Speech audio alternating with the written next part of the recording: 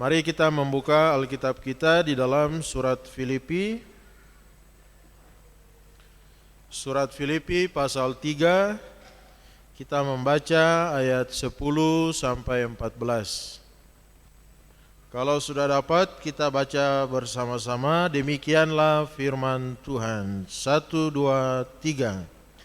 Yang ku kehendaki ialah mengenal Dia dan kuasa kebangkitannya dan persekutuan dalam penderitaannya, di mana aku menjadi serupa dengan Dia dalam kematiannya, supaya aku akhirnya beroleh kebangkitan dari antara orang mati. Bukan seolah-olah aku telah memperoleh hal ini atau telah sempurna, melainkan aku mengejarnya, kalau-kalau aku dapat juga menangkapnya. Karena aku pun telah ditangkap oleh Kristus Yesus. Saudara-saudara, aku sendiri tidak menganggap bahwa aku telah menangkapnya, tetapi ini yang kulakukan. Aku melupakan apa yang telah di belakangku dan mengarahkan diri kepada apa yang di hadapanku, dan berlari-lari kepada tujuan untuk memperoleh hadiah, yaitu panggilan surgawi dari Allah dalam Kristus Yesus. Demikian jawab pembacaan firman Tuhan. Shalom. Selamat hari Minggu dan salam sejahtera buat kita semua. Apa kabar? Puji Tuhan, luar biasa. Baik Bapak Ibu Saudara, puji Tuhan. Dari pembacaan kita Filipi 3 ayat 10 sampai 14. Kita lihat di sini, kita belajar satu tema, yaitu kebangkitan Kristus adalah dasar iman Kristen atau iman kita. Kebangkitan Kristus adalah dasar iman Kristen atau iman kita. Nah, Bapak Ibu Saudara, kekristenan itu dibangun di atas pribadi dan karya Kristus. Iman Kristen itu dibangun di atas dasar pribadi Yesus Kristus dan juga karyanya.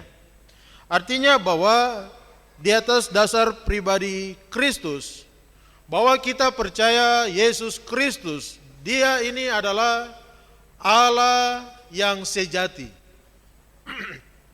Tetapi di dalam Dia juga adalah manusia yang sejati. Di dalam diri pribadi Kristus itu ada unsur kealahannya dan unsur kemanusiaannya. Tidak terlepas daripada itu, kita lihat bagaimana karya di dalam pribadi Kristus ini. Di dalam kematiannya, Dia Allah yang menjelma menjadi, dalam kelahirannya Allah menjelma menjadi manusia.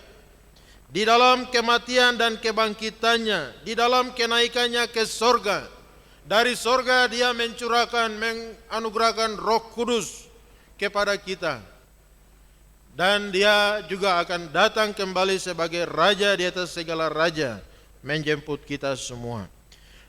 Nah, Bapak Ibu Saudara, semua ini dari kelahiran, kematian, kebangkitan, naik ke sorga, memberikan Roh Kudus, dan Dia akan datang kembali. Ini semua adalah satu rangkaian, satu kesatuan, satu mata rantai yang begitu kokoh, begitu kuat untuk memberikan keselamatan kepada kita. Dan itu tidak bisa dipisahkan satu dengan yang lain. Di dalam pribadinya Yesus Kristus ini, Dia Allah yang menjadi manusia. Dia bukan manusia yang angkat-angkat diri mau menjadi Tuhan. Di dalam momen Paskah kita lihat di sana bahwa memang pengakuan-pengakuan datang kepada Yesus bahwa memang Dia ini adalah anak Allah. Dia ini adalah orang benar dan seterusnya.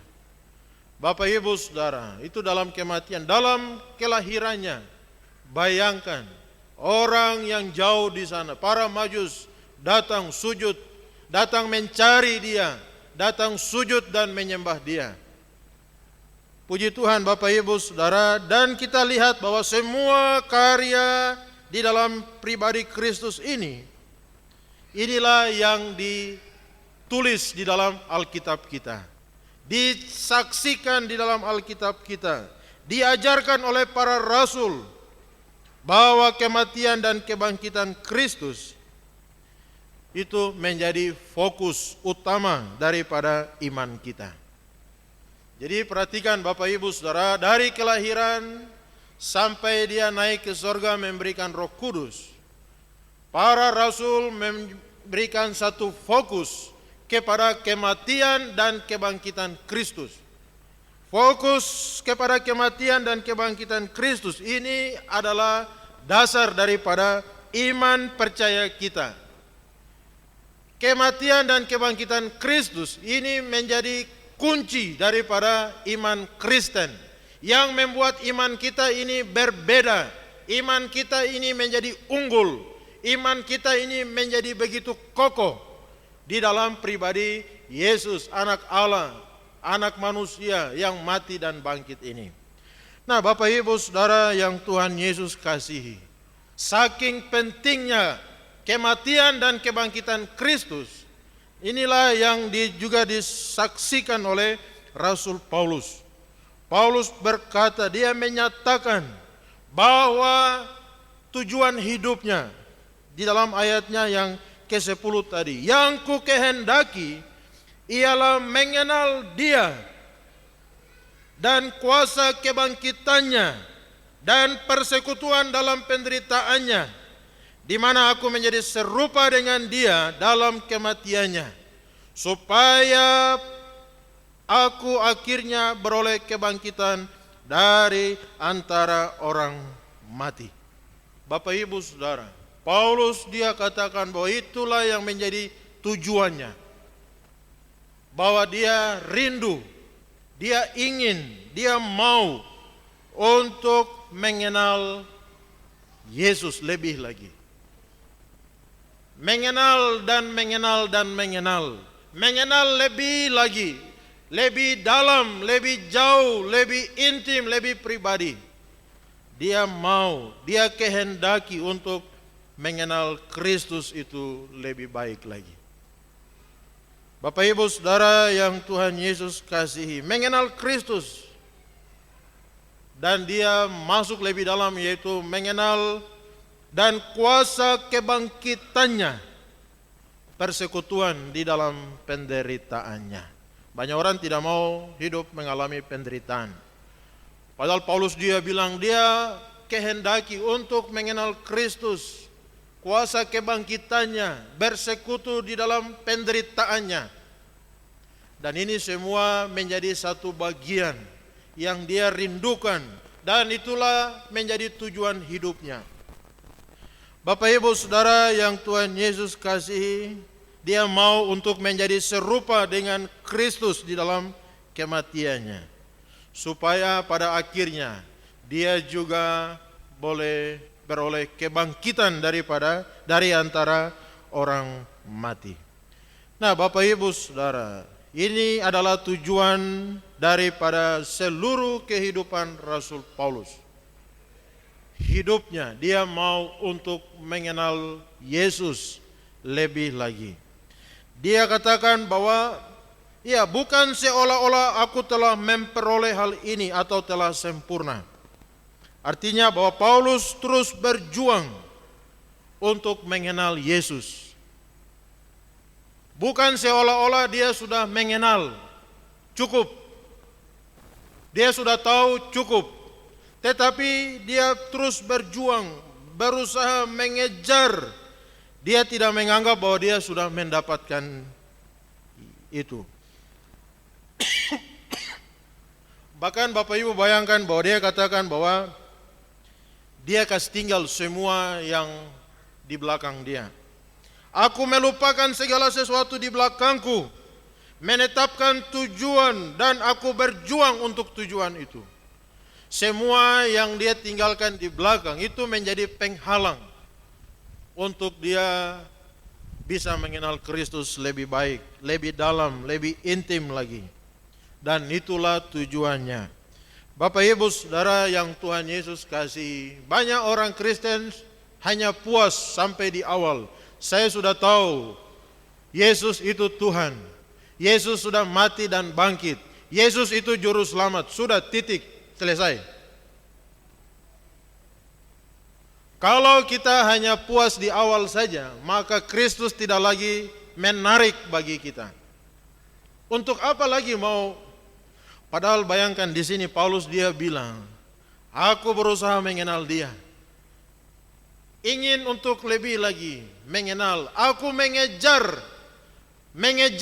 terus lebih dalam lagi, lebih dalam lagi, lebih dalam lagi, lebih intim lagi untuk mengenal Yesus. Mengenal kuasa kebangkitannya. Bapak Ibu Saudara yang Tuhan Yesus kasih, kalau kita hanya bilang, sudah, pokoknya intinya Yesus, titik. Nah, kalau sudah intinya Yesus, ya sudah, kita malas tahu juga dengan Yesus.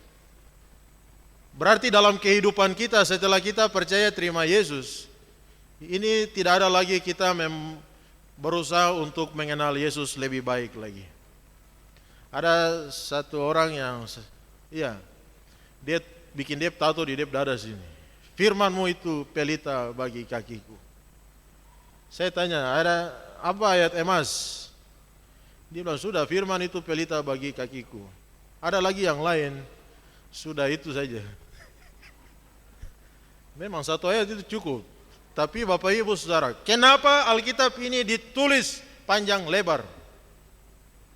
Buku tebal ini, kenapa ditulis panjang-panjang? Tujuannya apa? Supaya kita bisa membacanya, kita bisa merenungkannya. Roh Kudus akan memberikan kita pengertian untuk lebih lagi mengenal lebih baik lagi, mengenal Yesus lebih intim lagi. Karena memang pepatah mengatakan bahwa tak kenal maka tak sayang. Kalau sudah kenal itu pasti kita akan sayang. Bapak Ibu Saudara yang Tuhan Yesus kasih, Paulus dia katakan bahwa semua orang percaya, orang kudus di sepanjang zaman itu seperti Yesus Kristus air hidup ini. Dia mau supaya pergi dan cedok lagi, cedok, timba lagi, karena air ini memberikan kesegaran, kesejukan. Dia terus ingin menimbanya. Dan semua orang yang punya hasrat, kerinduan, yang ingin mengenal Kristus lebih dalam lagi, berusaha untuk mengejarnya, menyingkirkan semua penghalang yang ada, fokus untuk mendapatkan Yesus Kristus itu, orang itu akan mendapatkan kekuatan yang baru. Senantiasa kekuatan iman rohaninya itu semakin hari semakin dikuatkan, semakin diteguhkan, semakin mengalami kepuasan, dan itu memberikan kekuatan di dalam kehidupannya lagi. Bapak Ibu Saudara, itu sebabnya banyak orang Kristen itu hanya mengerti dangkal-dangkal saja. Banyak orang Kristen itu yang akhirnya masalah datang, kemudian mereka sudah meragukan kasih dan kuasa Tuhan.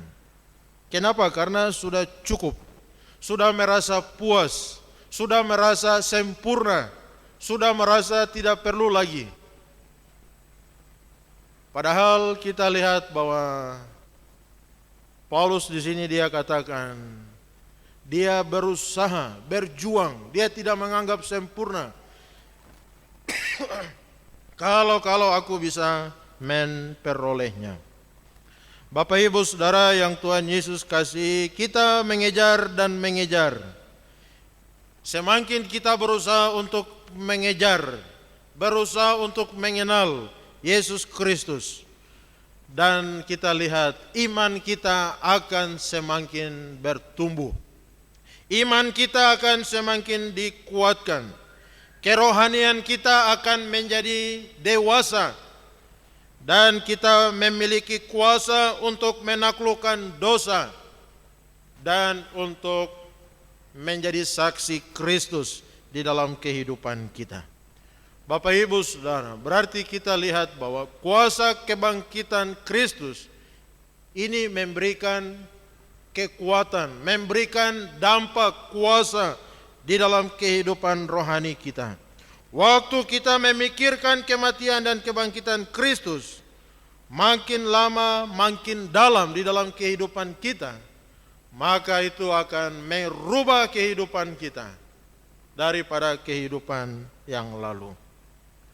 Nah, itu sebabnya kita renungkan, apa artinya kebangkitan Kristus itu bagi kehidupan kita.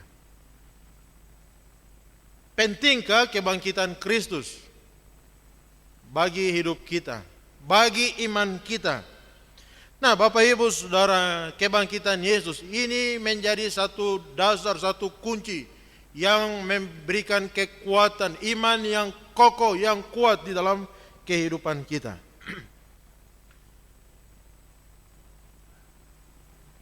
Kebangkitan Kristus, Bapak Ibu Saudara, kita lihat Yesus bangkit.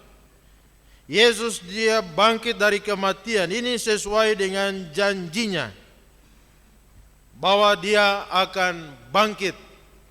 Dia akan ditangkap, dia akan disiksa, dia akan dibunuh.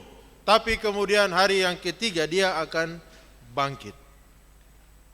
Perhatikan Bapak Ibu Saudara, janji kebangkitan Yesus Kristus dia sampaikan kepada para murid, kepada gereja, kepada orang percaya.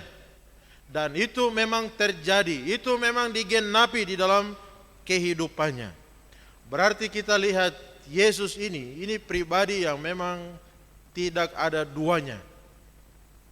Yesus ini tidak ada duanya, satu-satunya yang memang bisa kita andalkan dan bisa kita percayai, kita imani di dalam kehidupan kita. Tidak ada satu manusia pun yang dia akan bilang saya akan mati, cara matinya seperti ini, tetapi kemudian saya nanti akan bangkit kembali.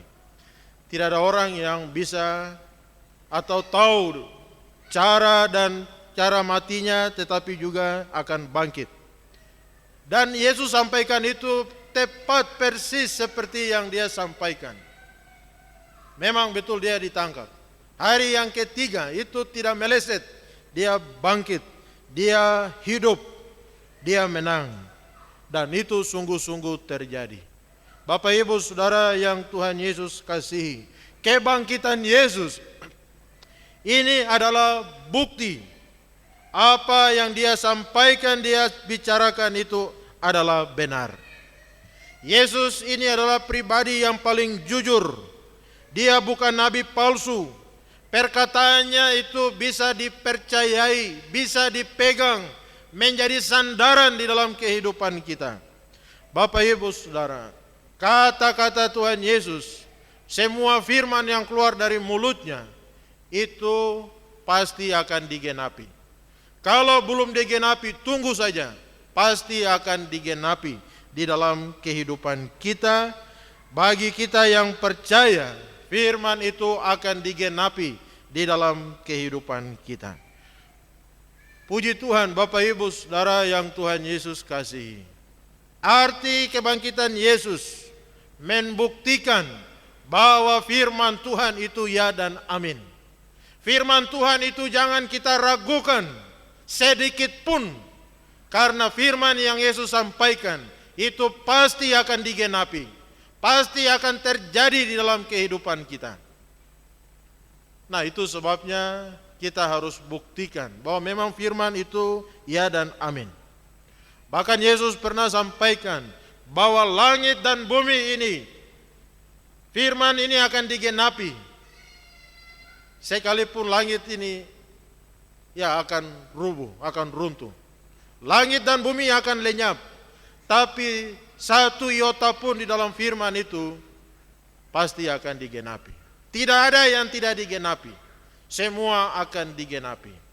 Bapak Ibu Saudara yang Tuhan Yesus kasihi, berarti kita lihat bahwa firman Tuhan, Alkitab yang kita punya ini adalah satu kekuatan yang bisa kita imani, kita percayai, kita pegang, menjadi andalan kita, sandaran kehidupan kita. Nah, itu sebabnya jangan kita bosan-bosan untuk membaca dan merenungkan firman Tuhan. Satu orang mabuk tadi itu, dia pegang Mazmur 119 ayat 105, yang lain dia kasih tinggal. Dia pegang betul-betul, walaupun di jalan mabuk kiri kanan. Saya bilang, rugi. Masa hanya satu ayat saja yang kau pegang? Baru ayat-ayat yang lain, ribuan ayat yang lain kau tidak nikmati, kau rugi. Itu ibaratnya kita punya kulkas di rumah, kulkas yang besar, lengkap semua apa yang kita perlu ada di dalam situ. Tinggal kita buka dan kita ambil sesuai keperluan kita. Kapan kita haus, ambil. Mau yang rasa apa, ambil. Semua sudah tersedia lengkap di situ. Baru kita hanya pegang satu saja. Kita rugi, Bapak Ibu Saudara. Nah, firman Yesus yang dia sampaikan itu pasti akan terjadi. Kebangkitannya membuktikan bahwa firman itu pasti akan digenapi. Karena dia adalah pribadi yang paling jujur, pribadi yang tidak berdusta, pribadi yang memang punya rancangan yang indah atas kehidupan kita. Makanya di dalam sekolah minggu itu diajarkan ayat hafalan, ayat hafalan, ayat hafalan. Walaupun mungkin kita ini kadang itu belajar dan mudah lupa. Tetapi firman yang kita terima, kita hafal, kita renungkan, akan tertanam di dalam hati kita. Roh Kudus akan mengingatkan kita setiap saat, setiap waktu di dalam kehidupan kita. Puji Tuhan Bapak Ibu Saudara. Itu sebabnya setiap hari Sabtu malam minggu, itu kan anak-anak sudah siap. Besok sekolah minggu, ada ayat hafalan ke tidak? Tanya dorang, kasih ingat dorang.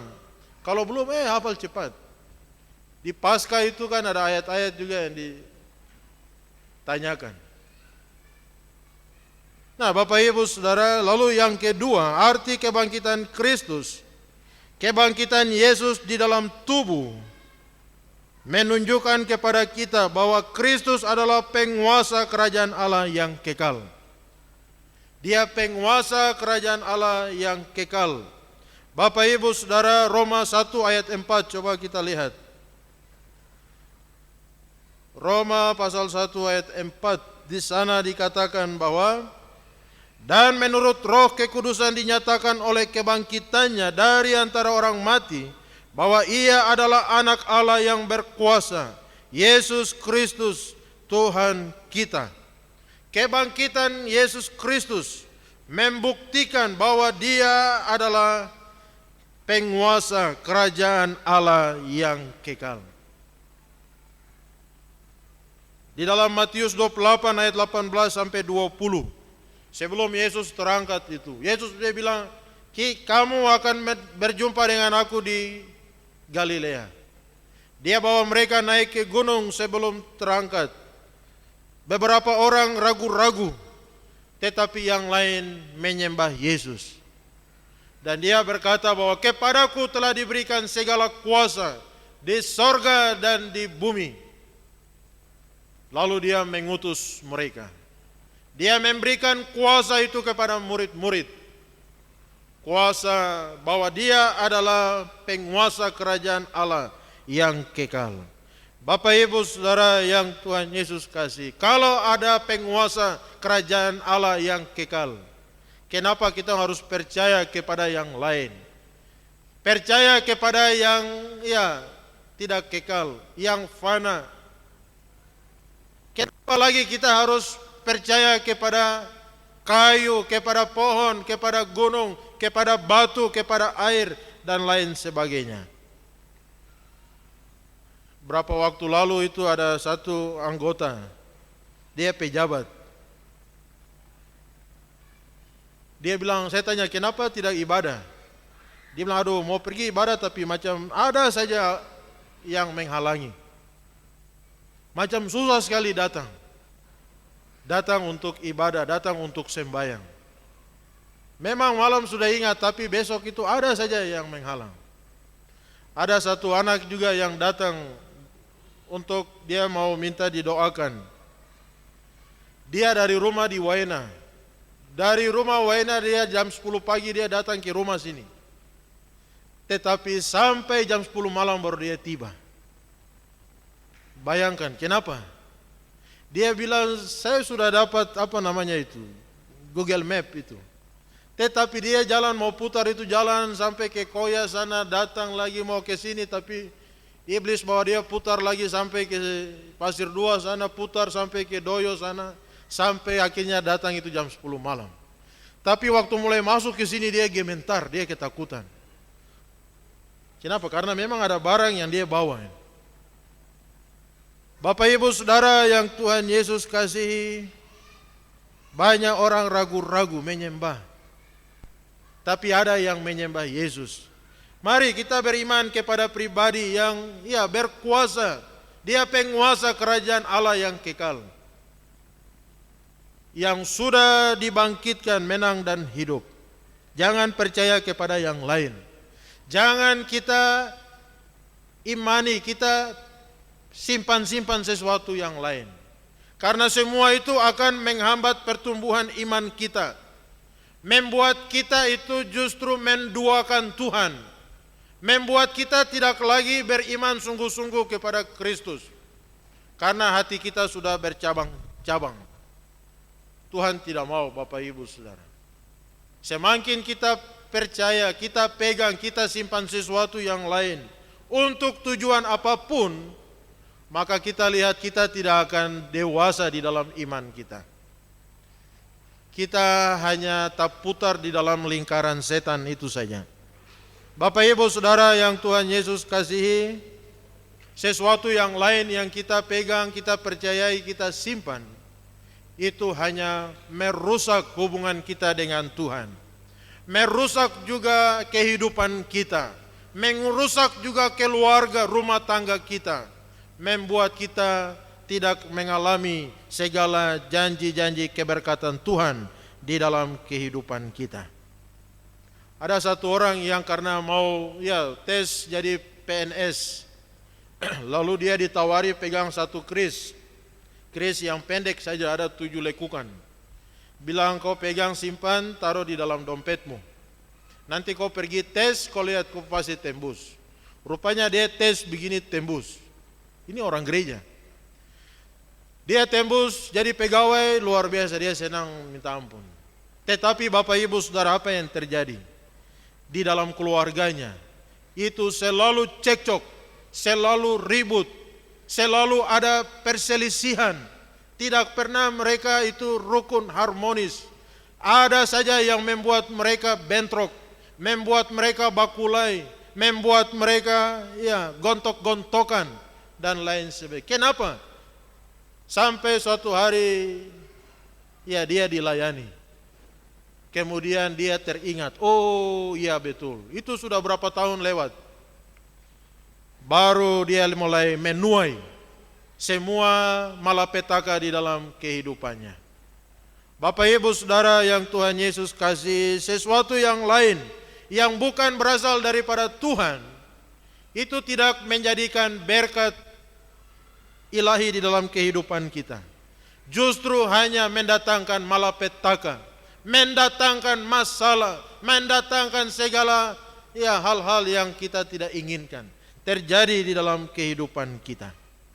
Bapak Ibu Saudara yang Tuhan Yesus kasih, fakta kebangkitan Kristus ini meyakinkan kita bahwa Dia memang penguasa kerajaan Allah yang kekal. Dan tidak sia-sia kita beriman kepadanya. Tadi lagu-lagu di awal, bagaimana Yesus itulah. Dapat Yesus dapat semuanya. Tadi NKI 110 ayat berapa itu? Dulu waktu dia belum mentuhankan Yesus Kristus, perahu hidup itu hanyut terus. Tidak ada berkat, tidak ada damai, tidak ada kebahagiaan. Selalu sia-sia. Ada kekosongan, ada kehampaan. Tetapi waktu ada di dalam Yesus, Yesus itu semuanya. Yesus itulah berkat terbesar. Yesus itu cukup bagiku. Yang lain itu mau adakah tidak apa. Tapi Yesus ini cukup bagi kehidupanku. Bapak Ibu Saudara yang Tuhan Yesus kasih, Yesus mengutus para murid karena dia adalah pribadi penguasa kerajaan Allah yang kekal. Lalu yang ketiga, Bapak Ibu Saudara, kebangkitan Kristus, kita diyakinkan bahwa kebangkitan kita juga akan dibangkitkan karena Yesus yang sudah bangkit. Yesus yang sudah hidup, yang sudah mengalahkan maut, mengalahkan kuasa kematian itu. Di dalam pembacaan kita di awal, maut sudah ditelan, di manakah sengatmu? Yesus Kristus, dia adalah yang sulung, yang pertama dibangkitkan, dan kelak kita semua yang lain. Karena dia dibangkitkan, maka kita pun akan dibangkitkan. Nah, ini adalah pengharapan bagi kita ketika menghadapi kematian. Sehingga kematian tidak lagi menakutkan bagi kita. Kematian tidak lagi menjadi satu momok yang membuat kita tidak berdaya. Karena musuh yang terakhir, yaitu maut, sudah dia kalahkan. Maut sudah ditelan, maut sudah dikalahkan. Dia menang, dia hidup, dan kita yang beriman kepadanya pun kita kelak akan dibangkitkan.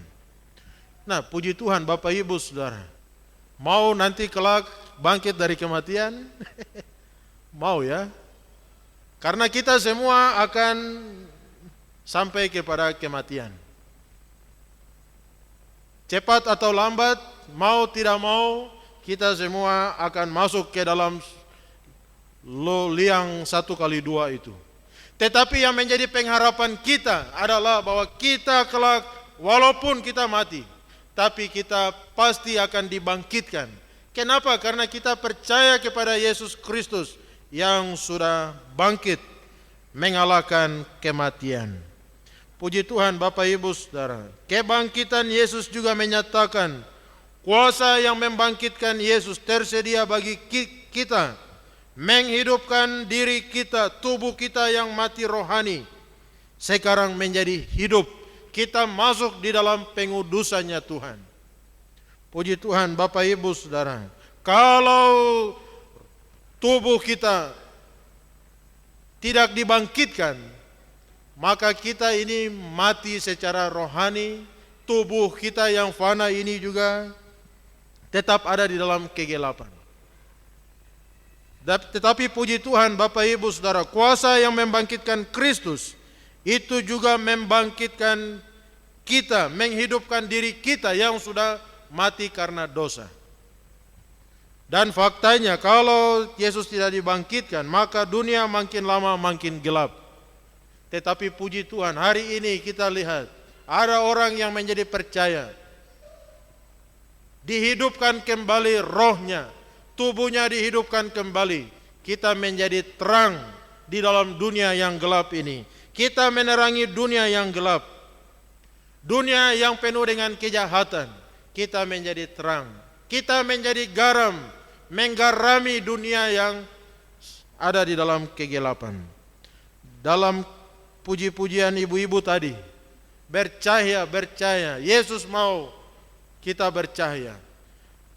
Dan itulah yang kita alami. Kuasa kebangkitan Kristus juga membangkitkan tubuh kita yang mati karena dosa. Itu sebabnya kita tidak lagi hidup di bawah kuasa dosa. Kita tidak lagi menjadi hamba dosa, diperbudak oleh dosa, melakukan segala perbuatan-perbuatan kedagingan. Kuasa kebangkitan Yesus, Roh itu memberikan kepada kita kuasa supaya kita tidak lagi menjadi hamba dosa. Kita sudah dimerdekakan, kita sudah dibebaskan, dilepaskan. Kita menjadi hamba-hamba kebenaran. Nah, itu sebabnya jangan lagi menyerahkan diri kita, anggota-anggota tubuh kita menjadi alat daripada si jahat, menjadi budak dosa untuk terus melakukan perbuatan-perbuatan kedagingan yang bertentangan dengan kehendak Allah. Tangan kita pakai untuk melakukan kebenaran. pikiran kita, mulut kita, tubuh kita, kaki kita, kita pakai untuk memuliakan Tuhan. Tidak lagi kita pakai untuk hal-hal kedagingan, hal-hal duniawi yang tidak memuliakan Tuhan. Lalu yang terakhir Bapak Ibu Saudara, kebangkitan Yesus Kristus ini menjadi dasar kesaksian gereja. Menjadi dasar kesaksian kita sebagai orang percaya. Bapak Ibu Saudara, kita tidak mungkin membangun gereja, membangun tubuh Kristus kalau Yesus itu tidak dibangkitkan. Kita tidak percaya atau beriman kepada Allah yang sudah mati, tetapi gereja dibangun di atas dasar Kristus yang sudah menang, yang sudah bangkit atas kematian. Puji Tuhan Bapak Ibu Saudara yang Tuhan Yesus kasihi. Fakta kebangkitan Yesus Kristus memampukan kita untuk terus mengasihi Tuhan, melayani Tuhan, dan kita memuliakan Tuhan karena Dia sudah bangkit, menang, dan hidup. Bapak Ibu Saudara yang Tuhan Yesus kasihi, kebangkitan Yesus, bayangkan 40 hari berulang-ulang Dia menampakkan diri kepada para murid, membuktikan bahwa memang Dia bangkit, Dia hidup, Dia menang. Dan bukan hanya satu orang yang melihat, menyaksikan itu. Itu sebabnya 1 Korintus 15 ayat 14. Paulus katakan bahwa kalau Kristus tidak dibangkitkan, sia-sialah pemberitaan kami, sia-sialah imanmu, dan kamu masih hidup di dalam dosa. Nah, itu sebabnya kenapa hari ini kita hidup untuk Tuhan. Kenapa kita cari Tuhan. Kenapa kita melayani Tuhan? Karena memang Dia adalah Allah yang hidup. Dia Tuhan yang bangkit, yang menang. Dan kebangkitannya mendorong kita untuk berani, untuk kita giat, kita tulus mempertahankan iman kita dan mempertahankan kesaksian kita. Karena kebangkitan Kristus itulah. Bapak Ibu Saudara yang Tuhan Yesus kasihi, Paulus berkata bahwa dia berusaha berlari-lari mencapai garis akhir. Berlari kepada tujuan, memperoleh hadiah panggilan sorgawi dari Allah dalam Kristus Yesus.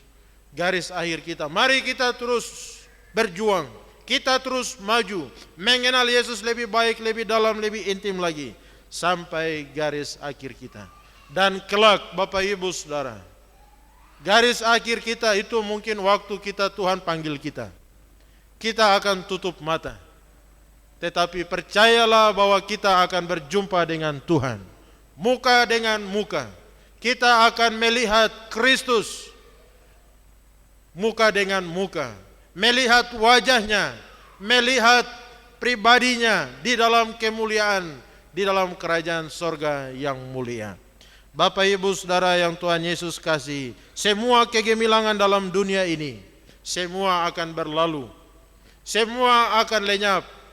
Tetapi yang tidak akan lenyap, iman kita kepada Kristus, semua perbuatan-perbuatan kebenaran kita akan menjadi upah, menerima mahkota yang kekal yang Tuhan sediakan bagi kita semua. Puji Tuhan Bapak Ibu Saudara, kebangkitan Kristus dasar kunci daripada iman kita. Oleh karena itu mari kita terus berjuang, mengenal dan terus mengenal kuasa kebangkitan Kristus, bersekutu dalam penderitaannya, menjadi serupa dengan Dia, supaya pada akhirnya kita akan melihat semua janji-janji Kristus.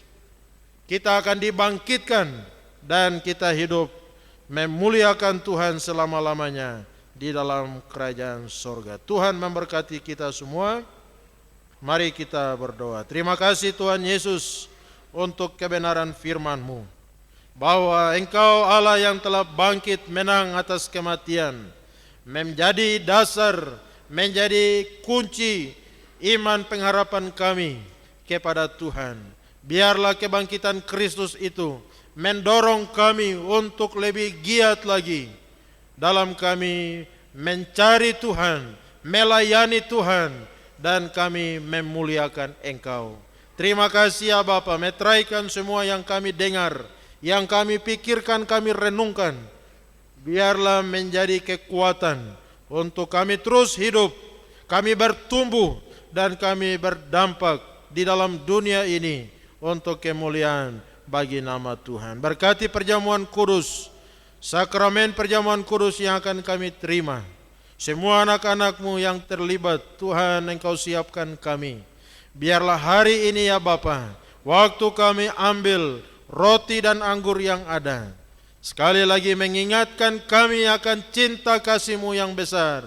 Engkau memberikan pengorbanan tubuh dan darah-Mu, agar kelak tidak ada seorang pun dari kami yang akan binasa. Dalam nama Yesus kami berdoa dan kami serahkan semuanya. Haleluya, haleluya, amin.